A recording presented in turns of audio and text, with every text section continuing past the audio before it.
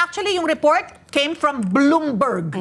No, we'll just cite the report of Bloomberg na merong mga China supposed to be state-sponsored, no, ng mismong gobyerno ng China. Chinese state-sponsored hackers napasok daw. We're able to penetrate yung executive branch ng ating pamahalaan at nakapagnakaw po ng mga sensitibong datos. Kasama na dyan ang military data among those stolen na yung sinasabi ng DICT natin, Sir Alan, na old data na yon, but the Bloomberg report cites early 2023 hanggang June 2024.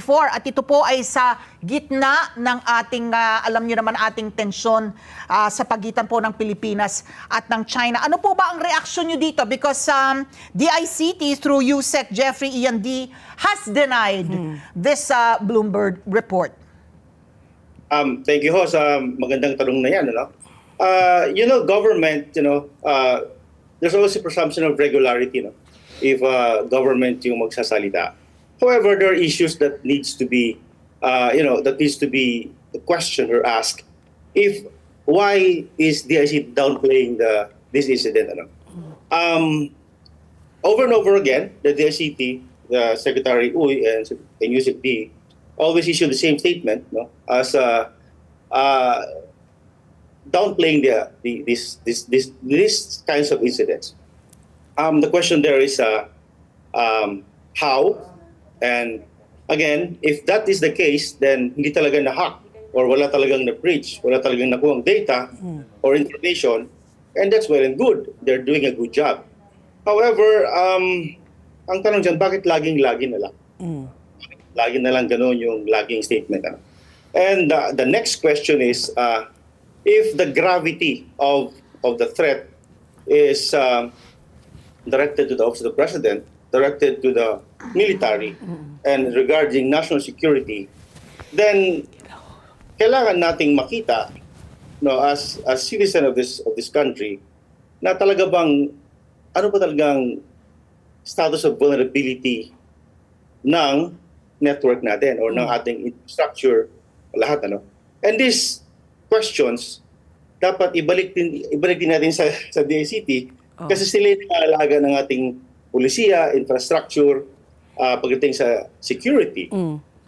So ngayon, since nasabi nyo yan, that this, at narinig din natin na sinabi ni Secretary Uy at ni Yusek D na walang nakuhang information, then that's the presumption of regularity. However, ano ba yung ginawa nila na noon na may threat report ba na these are the data na aming nakalap, na mayroon ba kaming detection report na aming nakalap, no, from 2022 up to the present, that these are the threats that are entering the network or the cyberspace of the Philippines vis-a-vis yung mga incidents na nangyari. Kasi yun ang missing doon eh. Hindi natin nakita. Kaya sinabi nila na mayroong data na old data ang nakuha. Mayroong bang baseline na ito ba yung old data talaga? And as cybersecurity professional, working in this field for more than 2 decades, kailangan din natin masusing imbestigahan mga threat na pumapasok sa ating bansa. So, Sir Alan, having said that, no, na kumbaga parang we're just relying na lang doon sa mga statements po ng DICT, no, na dina-downplay nga nila, pero sinasabi nga nila may mga na-hack if ever, pero sa past administration. Does it make a difference whether it's past or present? Can that still be used against us? Well, if in a database, although of course dapat andyan lahat ng data, no, whether it came from the past, legacy, or to the present. Dapat meron yung continuity ng data nandyan sa loob ng isang database. No?